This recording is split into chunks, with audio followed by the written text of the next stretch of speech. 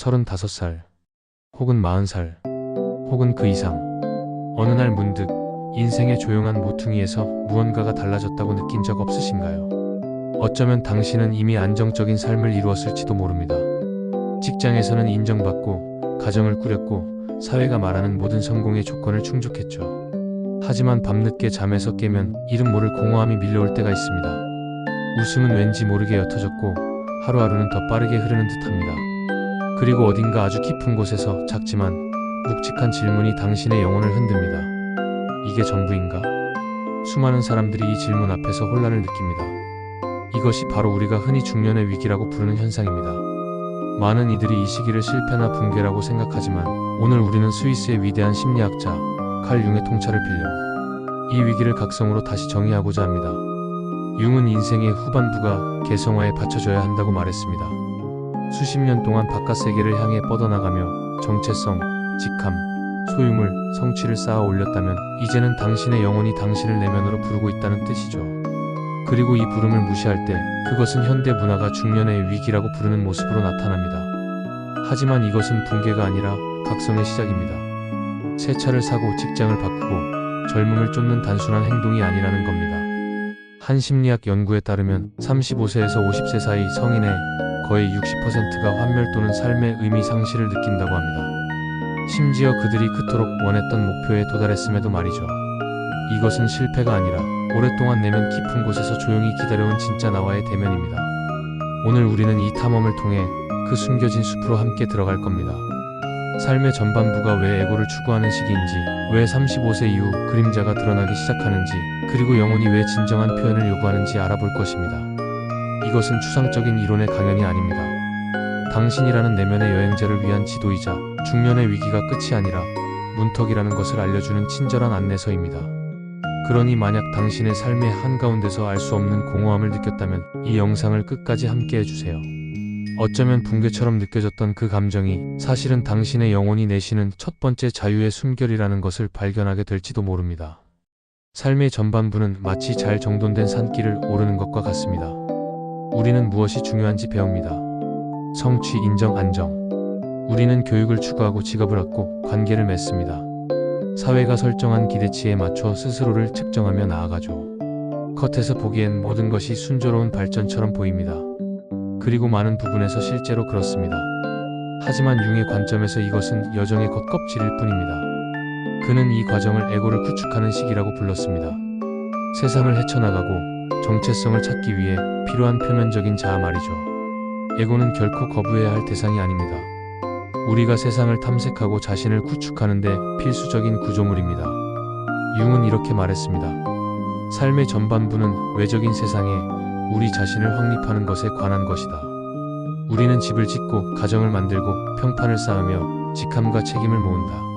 우리는 타인의 눈에 유능하고 가치 있고 믿음직한 사람임을 증명하기 위해 끊임없이 노력합니다. 하지만 이 모든 노력 아래 우리가 무시했던 어떤 것이 있습니다. 깊이를 갈망하는 영혼은 자주 눈에 띄지 않게 조용히 기다리고 있죠. 화려한 집을 짓는 사람을 상상해보세요. 기초는 단단하고 벽은 아름답게 칠해졌으며 방들은 빛으로 가득합니다. 하지만 정작 집주인은 그 안에 머무르지 않습니다. 외관은 빛나지만 내부의 방들은 텅 비어있고 고요합니다. 이것이 바로 삶이 에고의 성취 추구에 몰두할 때 일어나는 현상입니다. 우리는 가면을 빛나게 하느라 영혼이라는 집 안으로 들어가는 것을 잊고 맙니다. 겉모습은 더욱 완벽해지지만 더 깊은 방들은 닫힌 채로 남아있죠. 한 30대 초반 소프트웨어 엔지니어의 이야기를 들은 적이 있습니다. 그는 상상했던 것보다 훨씬 더 많은 돈을 벌었고 직장 때문에 전 세계를 여행했으며 많은 사람들의 존경을 받았습니다. 하지만 밤이 되면 이유 모를 공허함에 시달렸고 끊임없이 휴대폰을 스크롤하며 혼잣말을 했습니다. 왜 이렇게 공허하지? 겉으로 그의 삶은 부러울 것 없는 삶이었지만 내면은 아무도 살지 않는 집과 같았습니다. 이것이 삶의 전반부가 가진 역설입니다. 우리는 빠르게 달렸지만 종종 자신으로부터 도망쳤습니다. 이정표에 도달했지만 그곳에서 지속적인 의미를 찾지 못했죠. 융은 삶의 전반부가 가족과 문화가 쓴 대본에 따라 연기하는 것과 같다고 보았습니다. 우리는 우리의 역할을 충실히 수행하지만 정작 그 배우가 누구인지 묻는 것을 잊어버립니다. 사회는 외적인 성공에 보상을 줍니다. 야망, 생산성, 회복 탄력성에 박수를 보내죠. 하지만 영혼을 무시하는 대가에 대해 묻는 사람은 거의 없습니다. 결국 많은 이들이 중년에 이르러 깊은 내적 분열을 겪습니다. 겉은 단단하지만 속은 불안하죠. 사람들은 이 불안함에 죄책감을 느낍니다. 난 성공했잖아. 그런데 왜 이러지? 하고 말이죠. 하지만 융은 이런 긴장감이 실패가 아니라 변화의 시작이라고 말했습니다. 그것은 영혼이 이전의 대복만으로는 더 이상 충분하지 않다고 속삭이는 소리입니다.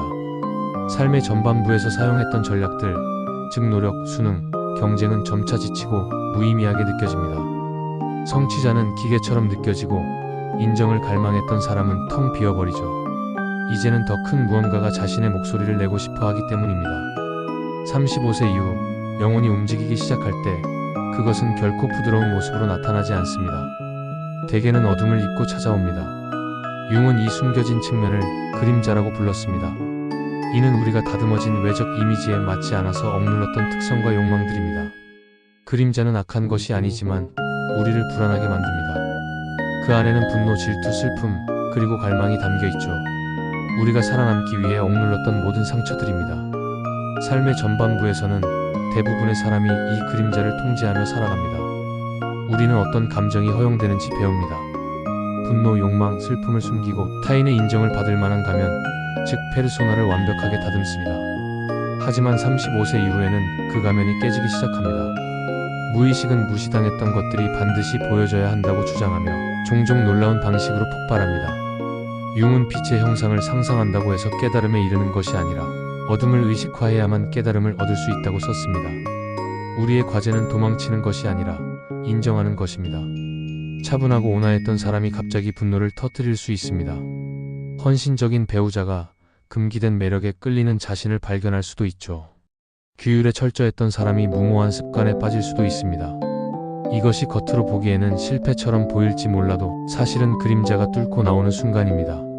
40대 한 여성의 예를 들어볼까요? 그녀는 친절함을 바탕으로 자신의 정체성을 쌓아왔습니다. 모두의 짐을 기꺼이 짊어졌고 불평 한마디 하지 않았죠. 하지만 어느 날 직장에서 통제 불가능한 분노를 터뜨렸고 자신과 주변 사람들 모두에게 충격을 주었습니다. 이것은 미친 행동이 아니었습니다. 그것은 오랫동안 침묵했던 진짜 그녀의 모습이었죠. 이런 폭발은 우리를 두렵게 만듭니다. 나는 대체 어떤 사람이 되어가고 있지? 하고 묻게 됩니다. 하지만 융은 그림자가 일단 통합되면 그것이 활력의 원천이 된다고 가르쳤습니다. 그림자를 부인하면 우리를 망가뜨리지만 그것을 포용하면 우리를 강화하고 완성시켜줍니다. 그림자를 마주하는 것은 깊은 자기사랑을 실천하는 행위입니다. 내가 두려워하도록 배웠던 부분조차도 나의 관심과 사랑을 받을 자격이 있다고 말하는 것과 같습니다. 꿈은 그림자로 들어가는 하나의 통로입니다. 쫓기는 꿈은 억눌렀던 두려움을, 배신당하는 꿈은 숨겨진 분노를 드러낼 수 있습니다. 꿈을 기록하며 우리는 의식적인 마음이 부인했던 것들에 목소리를 부여할 수 있습니다. 관계 또한 그림자를 비추는 또 다른 거울입니다. 우리가 다른 사람에게서 짜증을 느끼는 특성은 종종 우리 자신의 그림자를 반영합니다. 거만함, 질투, 탐욕. 우리는 그것을 다른 사람에게서 봅니다. 아직 우리 안에 그것들을 인정할 수 없기 때문입니다. 이런 투사를 알아차림으로써 우리는 우리 자신을 되찾을 수 있습니다. 그림자의 도래는 결코 편안하지 않습니다. 우리가 애써 유지해온 정체성을 뒤흔들죠. 하지만 그 혼란 속에 바로 변화가 숨어 있습니다. 융이 말했듯 금은 어둠 속에 있다. 보물은 우리가 가장 저항하는 바로 그 장소에 숨어 있습니다. 만약 당신이 새로운 욕망에 사로잡히고 예측 불가능한 행동에 혼란스럽다면 당신은 고장난 것이 아닙니다. 당신은 지금 그림자를 만나고 있는 것입니다. 그것은 당신의 적이 아니라 당신을 온전하게 이끌어줄 잊혔던 동반자입니다. 그림자를 만난 후 새로운 무언가가 움직이기 시작합니다. 야망과 의무에 의해 오랫동안 침묵했던 영혼이 드디어 말하기 시작하는 것입니다. 이것이 바로 나 자신을 향한 여정의 시작입니다. 의식과 무의식을 하나로 통합하는 더 깊은 중심을 향해 나아가는 것이죠. 처음에는 혼란스러움으로 다가옵니다. 오래된 역할들은 더 이상 맞지 않고 당신을 규정했던 직업은 좁게 느껴집니다. 의무로 맺었던 관계는 긴장감이 흐르고 과거의 꿈들은 색을 잃은 듯 생명력이 없어 보입니다. 하지만 천천히 당신이 귀 기울인다면 또 다른 물결이 나타나는 것을 느낄 수 있습니다. 그것은 시끄럽거나 극적이지 않습니다. 부드럽고 꾸준하며 끈질기죠.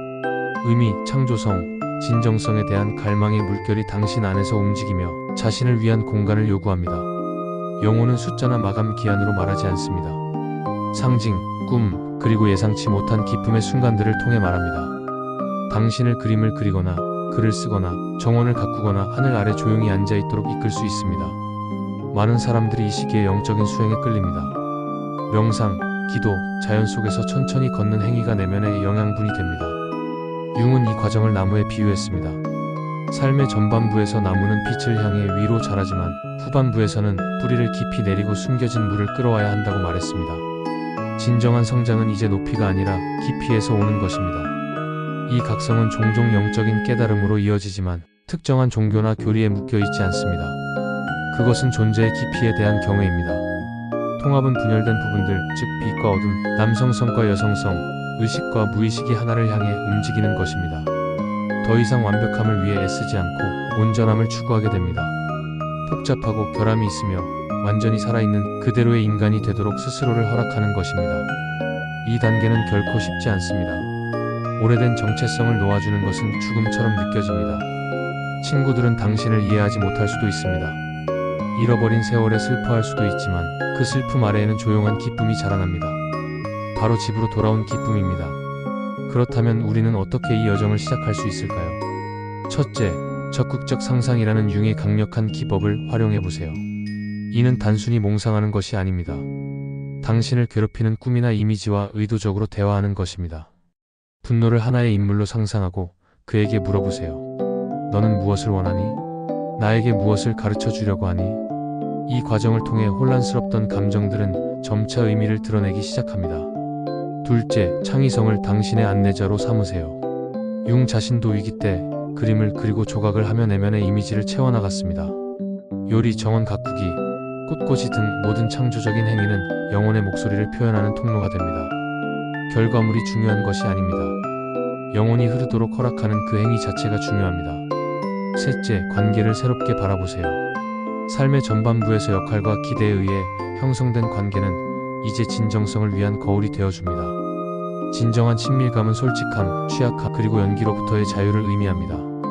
이것이 힘든 대화를 불러올 수도 있고 더 이상 맞지 않는 패턴을 놓아주도록 요구할 수도 있습니다.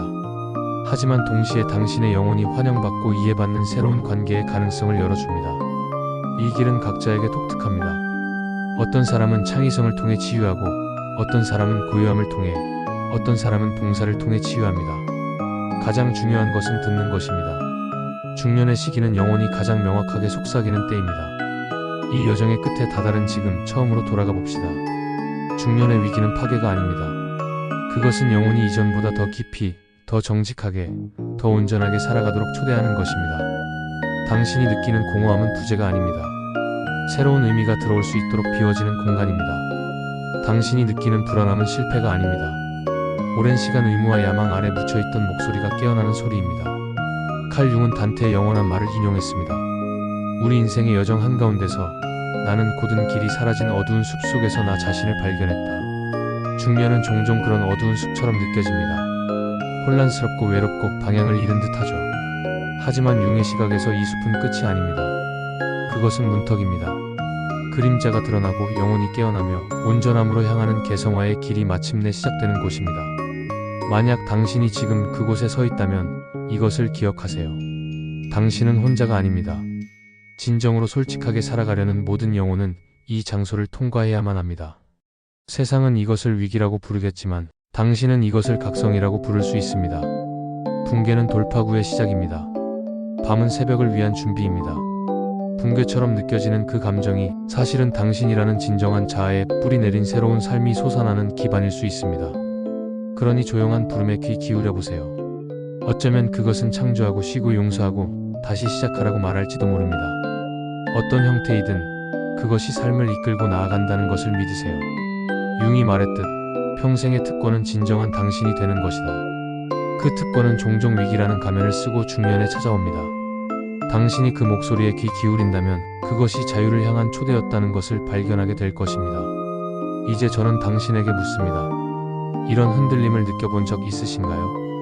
공허함, 갈망 혹은 그림자의 등장을. 당신의 이야기를 댓글로 공유해주세요. 어쩌면 당신의 목소리가 오늘 밤 이 숲에 서 있는 또 다른 영혼이 들어야 할 거울이 되어줄 수 있습니다. 이 메시지가 당신의 마음에 닿았다면 좋아요를 누르고 당신과 같은 숲에 서 있는 누군가에게 이 영상을 공유해주세요. 그리고 더 많은 통찰을 얻기 위해 구독해주세요. 함께 우리는 서로에게 상기시킬 수 있습니다. 위기라는 그림자에서 새로운 삶이 태어난다는 것을, 그리고 인생의 한가운데에서 영혼이 깨어나기 시작한다는 것을.